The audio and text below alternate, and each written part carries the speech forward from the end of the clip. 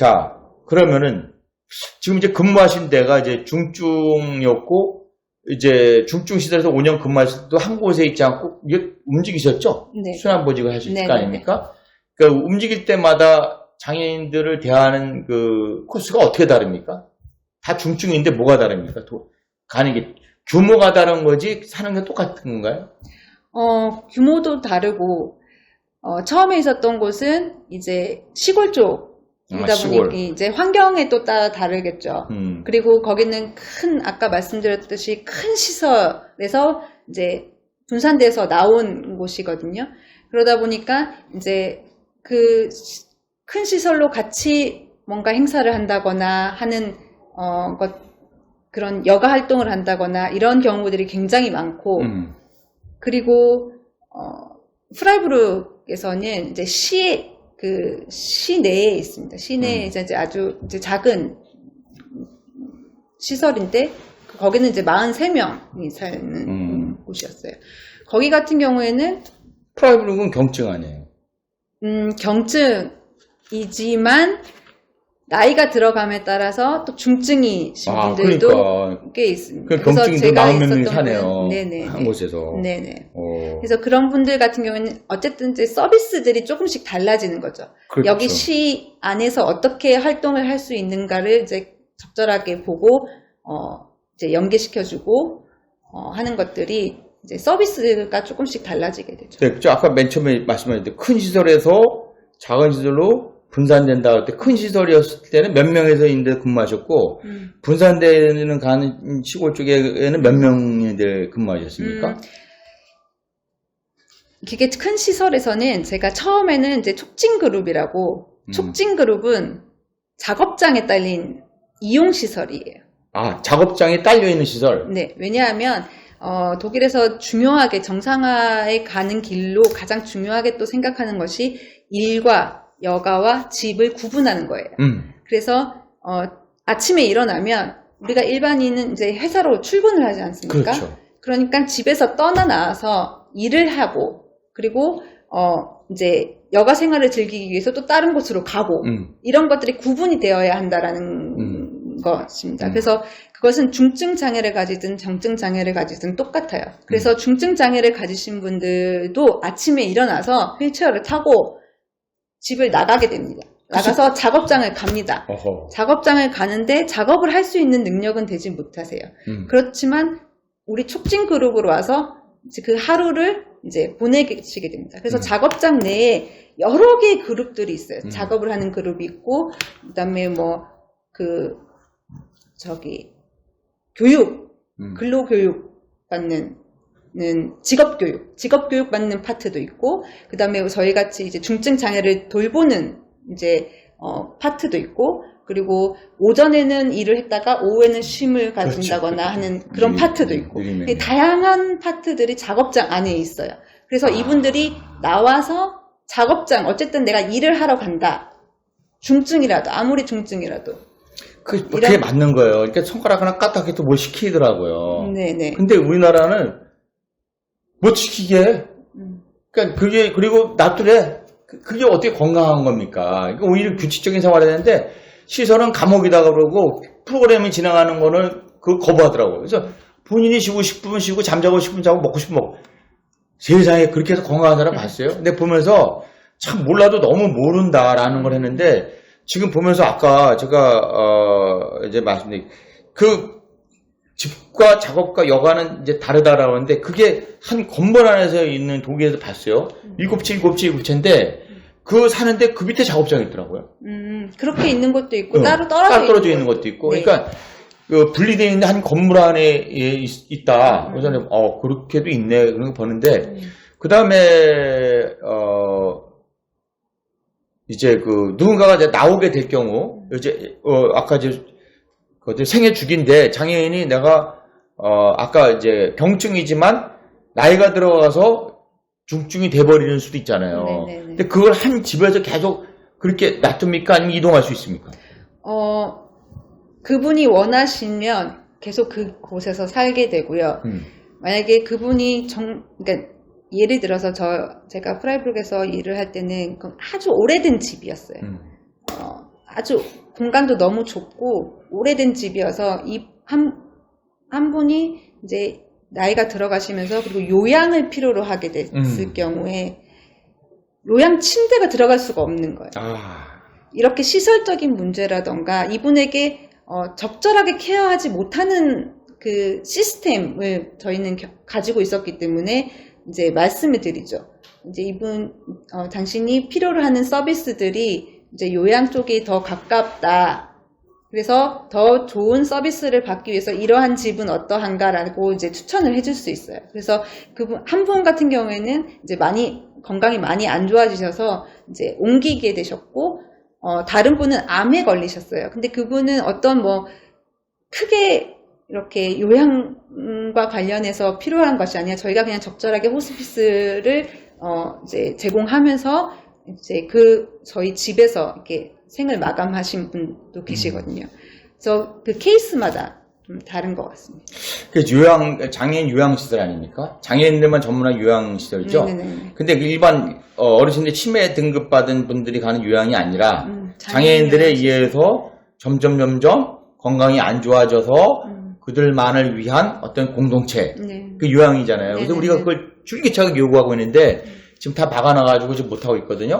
그래서 우리 교구장님께서도 여기 이제 보금자리라는 곳이 이제 문을 닫아서 일반 양로원이지만 최중증 장애인들에서 마지막 임종할 수 있는 곳이 필요하다는 걸 같이 인정하셨고 언제든지 도와줄 수 있는 준비가 되는데 국가가 이렇게 다 막아놓은 거예요. 단체가 다. 획일적으로 이렇게 돼버렸기 때문에 어려움이 있습니다. 지금 그래서 제가 아까 이제 그러니까 후견인이라고 했잖아요. 그러니까 의지가 본인이 할 수가 없어. 그 후견인이 우리 여기 있는 그 당사자, 내가 후견을 맡고 있는 당사자는 집 이쪽으로 가야 될 것 같아. 그랬을 때는 그 의견을 거의 퇴소해서 여기 가는 거. 그 공동체가 있기 때문에 자연스러운 현상이잖아요. 그렇죠? 네. 마지막 그래서 임종하는 곳은 어디입니까? 요양시설에서 임종하는 거로?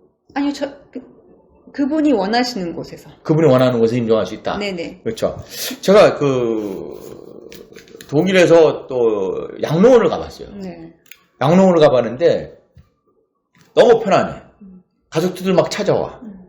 꽃밭이 있고 그때 날씨 좋을 때 갔죠. 근데 그 안에 들어가 보니까 5층으로 쭉 올라가더라고요. 몸이 안 좋은 사람이 거기로 올라가서 사는 거예요. 그래도 침대가 달라. 거기에 맞춤형으로. 그리고 돌아가시면 남들 못 보게 쭉 지하로 빼더라고요. 엘리베이터를. 거기에 임종하는 코스가 막 그게 거기에 있어서 다른 사람들은 모르는데 그 건물 안에 이렇게 보고 한 건물 안에 그 뒤로 이렇게 빠져나가나 봐. 근데 그런 것도 봤는데 물론 다양하게 있겠죠. 근데 제가 보면서 같이 살다가 몸이 안 좋으면은 목욕시키는 곳도 좀 다양한 이제 이렇게 이동 침대로 같이 되어 있으면서 샤워시키고 있다가 마지막에 저희가 임종하는 걸 보여주더라고요. 이렇게 딱 기도하는 모습 하는 까지 보면서 이런 게 여기 안에서 이루어지는구나 했는데 본인이 집에서 돌아가시면 집에서 돌아가시는 거고 네네, 어떤 의료적인 혜택을 더 많이 받으면 그쪽으로 가는 거고 네네. 그런 게 차이가 있네요. 그래서 보면서요. 자, 지금 제가 본 데하고 또 다르게 독일에서 최근에 오셨으니까 거의 몇 년 계시죠? 5년하고 아까 8년 6개월 그러니까 13년을 독일 현장에서 학업을 마치고 나서 현장에 계시다가 작년 10월에 오셨으니까 지금 이제 시간이 얼마 없는 것 같아요. 그래서 오늘 다 못할 것 같아 다음에 한번 초대를 해야 될 것 같습니다. 독일도 우리나라처럼 탈시설 막 떠드는 단체가 있습니까? 그런 게 있어요? 단체라기보다는 탈시설화라기보다는 이제 새로 짓는 시설의 경우 규모를 작게 해서 지어야 한다라는 건 있습니다. 규모가 작게. 네네. 근데 작게라는 규모가 몇 명이에요? 한 그룹에 6명을 넘으면 안 된다. 한 공동체 6명. 네. 6명은 안 된다. 그러면 지금 현재 그 이상에 되는 건 지금 많이 존재하고 있다는 거 아닙니까? 그렇죠. 근데 법적으로 반드시 이렇게 해야 되는 거예요? 아니면 6명 되는 걸 져야 된다는 거를 넘어서 칠 수 있나요? 일단 지금부터 짓는 시설들은 6명 이상은 져야 된다? 6명 이하로. 이하로 져야 된다? 네네. 그러면 한 유니트가 6명이죠? 그렇죠. 한 그룹이. 한 그룹이죠? 제가 알기로는 총 4그룹까지 할 수 있다라고 알고 있는데 정확하게는 잘 모르겠습니다. 하지만 이제 어쨌든 분산화시키고 최대한 공동생활 가정으로 또는 다양한 홈으로 이렇게 제공해야 한다라고 하고 있습니다. 저는 별빛누리 지금 이제 가서 보셨잖아요. 네. 저게 시내에 있으면 기가 막힌 공동체다. 그럼요. 저는 그렇게 생각하는데 저는 시내에도 저렇게 존재할 수가 없어요. 우리나라에도 지금 현재 여건에도 뭐 싸움도 있고 뭐 견제도 하고 그러는데 저런 공동체 모습을 독일에서는 흔히 볼 수 있습니까? 독일에서도 이제 여기처럼 조금 외곽으로 좀 부지가 좀 넓은 곳이라던가 아까 보셨던 이제 성요셉 재활원 같은 경우에는 성요셉의 집 같은 경우에는 이제 이런 시설들이 꽤 있죠. 승마 치료도 같이 하고 있고 이제 다양한 치료 작업들을 하고 있고 하지만 시내에서는 좀 힘들죠. 네네. 그러면 지금 저희가 지금 보신 그 별빛누리 공동체 저 모습은 좀 느낌이 어때요? 독일 같은 흉내를 냈다. 봐야 되니까 어떻습니까? 네네. 그러면서 독일에서도 다양하지만 이제 제가 이제 보면서 좀 느꼈던 거는 이제 신부님께서 정말 이렇게 장애를 가지신 분들에 대해서 참 고민을 많이 하고 생각을 많이 하셨다라는 게 많이 느껴지고 정말 아까 말씀하셨듯이 이런 것들이 시내에 있으면 얼마나 좋을까라는 생각도 하지만 네 그러셨을 것 같다라는 생각이 들어요. 근데 또 한 가지 좋은 점은 우리가 이제 인클루시온 이렇게 해서 이제 사회로 지역사회로 다 나가야 한다. 뭐 극장도 지역사회를 나가고 미용실도 나가고 다 같이 생활해야 한다라고 얘기를 하지만 그것들이 많이 힘든 분들이 계세요. 중증이신 분들 중에서 또는 이제 자폐를 가지신 분들 중에서 이러한 다양한 자극들이 한꺼번에 주어졌을 때 훨씬 더 스트레스를 받고 불안함을 나타내는 분들이 맞습니다. 굉장히 많이 있거든요. 이제 이런 분들에게 무작정 시내로 나가야 한다. 아니면 이제 지역사회와 같이 살아야 한다라고 얘기하는 것은 이분들에게 너무나 고통스러운 일일 수 있어요. 그런데 이제 이렇게 내가 안정감을 느낄 수 있는 이 공간 안에서 최대한 적은 자극을 가지고 다양한 이런 문화를 누릴 수 있다면 그것만큼 중증장애인 분들한테 좋은 것은 없겠죠. 작년인가 어딘가 뭐 청와대에 그냥 민원이 많이 들어온 것 중에 하나가 층간소음 때문에. 그러니까 발달장애가 하니까 그거 가지고 말이야 나가 살아라 공동체가 아주 시끄러워가지고 하소연 하는 거 봤는데 우리 애들 좀 뛰는 게 있지 않습니까? 막 소리도 지르고 있는데 아니 주택에 나갔다고 쳐요.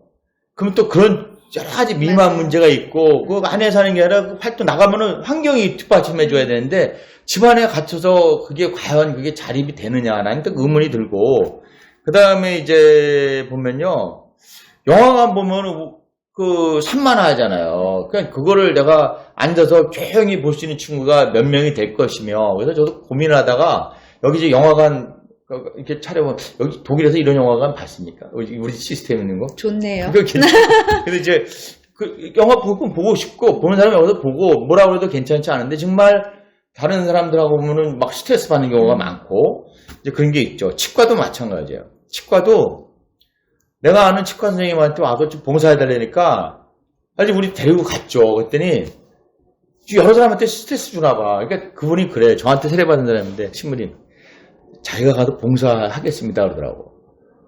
이렇게 가서 내가 와서 봉사하려면 치과 시스템을 해야 될 거 아니에요, 이걸요. 그 지금 저기 별빛누리의 치과 그 세트 저 해놓은 게 마침 나한테 좀 관계되는 의사 선생님이 해준 건데, 그러니까 저런 봉사를 왜 하느냐? 기본 예방 정도만 해줘도 좋죠. 근데 장애인들의 치아가 이게 좀 불균형하니까 돈도 무지하게 들어가 이게요. 그리고 여기서는 누가 뭐라고 해도 안 그렇잖아요. 여기에 맞게끔 이제 환경도 있고 내 집이다 하는 게 있는데 나가서 우리가 배려해주고 하는 그런 삶이 좀 얼마나 좋겠습니까? 네, 그래서 봉사도 이렇게 해서 하고 있습니다만 그래도 여기서 실수해도 괜찮고 인정해주고 서로가 끌어안는 공동체. 이제 이걸 그리고 싶습니다. 아무튼 오늘 진원 선생님하고 몰랐던 것도 이제 많이 알게 되는데 이제 나름대로 다양한 방법으로 살아가는 방법을 약간 들여다볼 수 있었습니다. 오늘은 모처럼 제가 이제 멀리서 오셔가지고 어렵게 시간 냈습니다. 길게 이제 우리 사정도 있고 그래서 더 이상 이제 오늘 뭐 어려울 것 같고요. 다음에 특별한 시간에 다시 한번 모시려고 하는데 괜찮겠죠? 다음에는 그곳의 원장님이신 독일에서 박사학위 받고 또 교편 잡고 있다가 또 현장에 또 원장으로 계신 신부님도 한번 또 모셔볼까 합니다. 기회를 한번 마련해 주시기 바랍니다. 감사합니다. 구독, 좋아요, 알람 설정 부탁해요. 예, 해피엔딩. 나를 부르네 함께 찬양하라